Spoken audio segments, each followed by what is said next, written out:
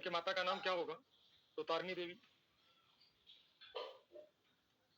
पिता का नाम रमाकांत राय। रमाकांत राय,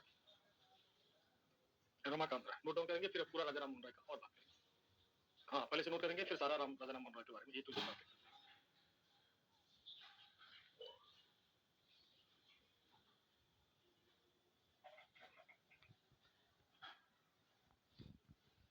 अन्य नाम की बात कर लेते हैं राजा राम मोहन राय जी की।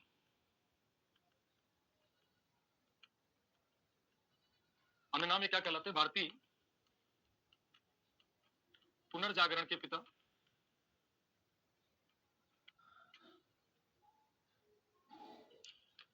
नौ प्रभात का तारा, नौ प्रभात का तारा, ये सब राजा राम मोहन के राय है, ठीक है। नौ प्रभात का तारा, सुधार आंदोलन के प्रवर्तक,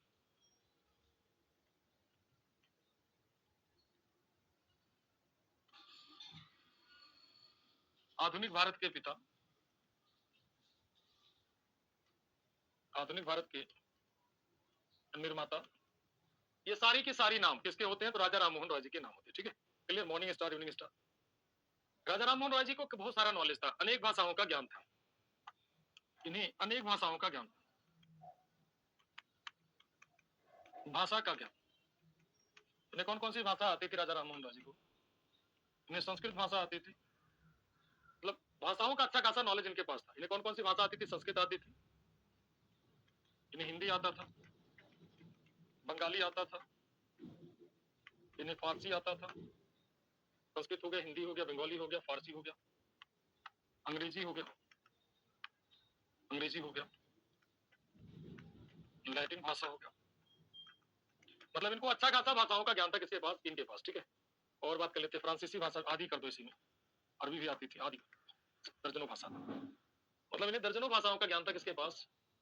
राजा राम मोहन राय जी के पास। हाँ, इटालियन वगैरह सब कुछ, लैटिन में सब आ गया, लैटिन भाषा में इटालियन आ गया, जर्मन आ गया, सब आ जाता है, ठीक। तो इतनी सारी भाषाओं का ज्ञान था किसको? राजा राम मोहन राय जी को। चलो भाई, राजा राम मोहन राय जी को राजा की उपाधि किसके द्वारा दी? हिब्रू भी ऐड कर लेना इसी में, हिब्रू भी कभी कोई पूछ लेता है, हिब्रू भी ऐड कर देना बच्चा, हिब्रू भी जानते थे, ठीक। अब आदि कर दो।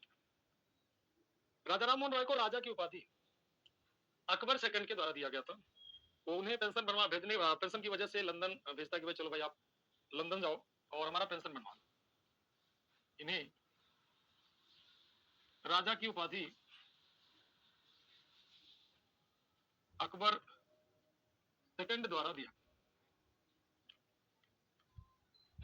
अब आते राजा राम मोहन राय ने सबसे पहले 1803 में राजा राम मोहन राय जॉन डिग्बी के दीवान के रूप में काम किया।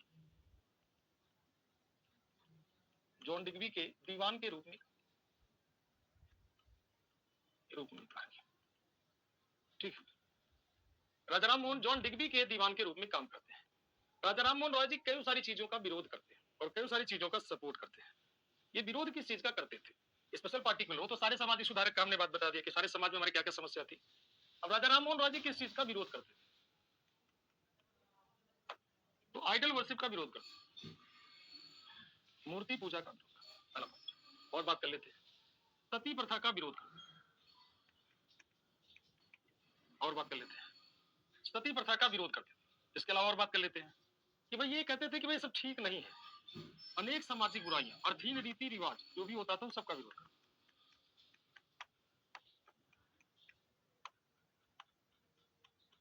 ठीक। अधीन रीति रिवाज इन सबका विरोध करते थे। बाल विवाह वगैरह सब ऐड कर दो इसी में, इन सबका विरोध करते थे। कौन? राजा राम मोहन, ठीक।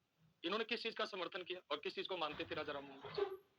John Digby, East India company का था ये, ईस्ट इंडिया कंपनी पढ़ा है ना। John Digby East India company का एम्प्लॉय था, ईस्ट इंडिया कंपनी का एम्प्लॉय था।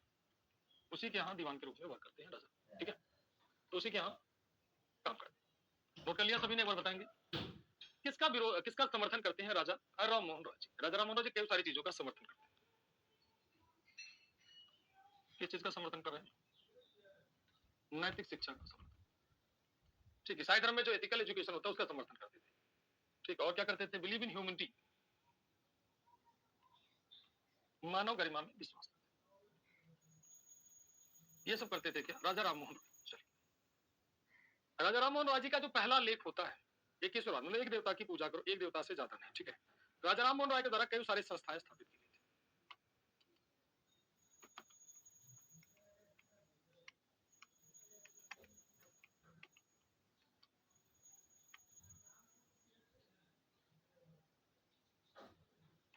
राजा राम मोहन राय के द्वारा कौन सी संस्था स्थापित की? तो आत्मीय सभा, यूनिटेरियन मिशन, ये सब इन्हीं के द्वारा, ठीक। आत्मीय सभा, Unitarian mission,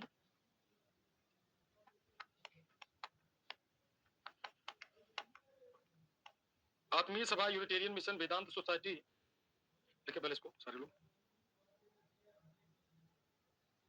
Calcutta Hindu college, Calcutta Hindu college की स्थापना, कलकत्ता हिंदू कॉलेज की स्थापना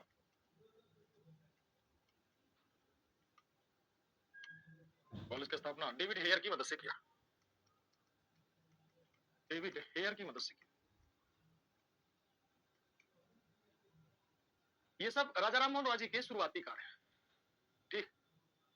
ये राजा राम मोहन राय जी के शुरुआती कॉलेज हैं, शुरुआती एफर्ट है कि वो क्या करते हैं। 1814 में आत्मीय सभा, फिर यूनिटेरियन मिशन, फिर वेदांत कॉलेज, फिर वेदांत सोसाइटी, वेदांत कॉलेज, हिंदू कॉलेज, ये सब इनके द्वारा बनाया, ठीक। तो ये सारे के सारा इनके द्वारा स्थापित किया गया। चलो भाई, इतनी सारी बातें आप सबकी क्लियर हो गई होंगी उम्मीद करता हूँ। अब आते हैं राजा राम मोहन राय के सबसे पहले लेखों, तोहफातुल मुवाहिदीन। तोहफातुल मुवाहिदीन कौन से भाषा में? तो फारसी भाषा, ठीक। इसका अर्थ क्या होता है?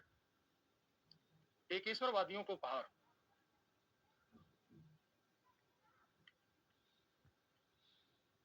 ठीक। ये इनका राजा राम मोहन राय द्वारा लिखा, राय द्वारा लिखा गया। तोहफातुल मुवाहिदीन, एकेश्वरवादियों को उपहार। सबसे पहला लेख, मुवाहिदीन का मतलब होता है एक ईश्वर। तोहफातुल मुवाहिदीन, ठीक, किसके द्वारा लिखा गया? तो इन्हीं के द्वारा लिखा गया, ठीक है। जिसे कहते हैं एक ईश्वरवादियों को उपहार, किसके द्वारा लिखा गया? राजा राम मोहन राय के द्वारा। इसके बाद एक अखबार भी निकालते हैं जिसे कहा जाता है ये मिरातुल अखबार, दूसरा जिनका पब्लिकेशन होता है मिरातुल अखबार। मिरातुल अखबार की बात कर लेते हैं। तो तोहफातुल मुवाहिदीन, मिरातुल अखबार। फिर पहली बार सती प्रथा के विरोध करने वाली जो पत्रिका होती है उसे कहते हैं संवाद कौमुदी, और उसका पब्लिकेशन राजा राम मोहन राय के द्वारा किया गया था। तीसरी जो इनकी होती है एक प्रॉपर एक संवाद कौमुदी, यह पत्रिका राजा राम मोहन राय के द्वारा लिखी गई थी बंगाली भाषा में। कौन सी भाषा में? बंगाली भाषा में।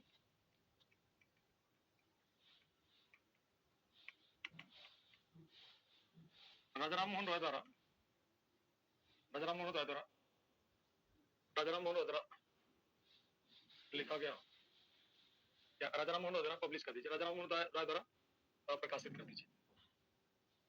इसमें इसका उद्देश्य, इसमें सती प्रथा का, सती प्रथा का खुलकर विरोध किया है। ये पहली समाचार पत्र है जिसमें सती प्रथा का खुलकर विरोध किया गया।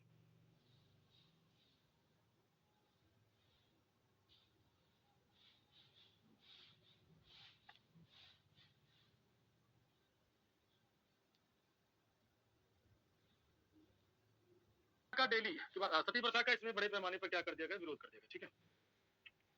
तो इतनी सारी बातें आपकी हो जाती हैं यहाँ तक की, ठीक है। क्लियर है सभी का? अब आते हैं, बात कर लेते हैं जिसका राजा राम मोहन राय को, जिसका बड़ा बेसब्री से सभी को इंतजार होता है। वह समाज कौन होता है? ब्रह्मो समाज, ठीक है।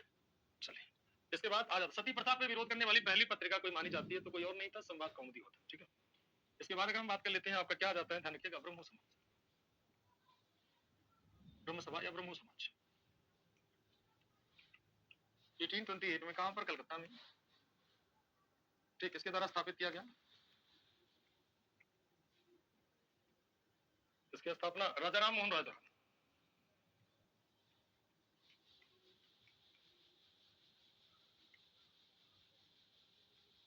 राजा राम मोहन राय के द्वारा इसमें किया गया। ब्रह्मो समाज की बात कर लेते हैं, 1828 में राजा राम मोहन राय के द्वारा किया गया, ठीक है। और इसी समाज के माध्यम से, ब्रह्मो समाज के माध्यम से 1829 में, 1829 में सती प्रथा पर रोक लॉर्ड विलियम बेंटिक ने, बेंटिक ने लगा दी। और उस पर और पेंटिंग में लगा दिया, जिसमें राजा राम मोहन रॉय जी का सबसे बड़ा योगदान, इसमें राजा राम मोहन रॉय का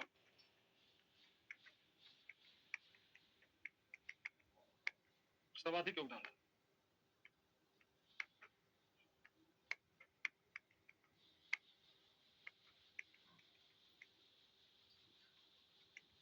तो किसका योगदान होगा? राजा राम मोहन रॉय का सबसे बड़ा योगदान माना जाता है सती प्रथा पे रोक लगाने में, ठीक है।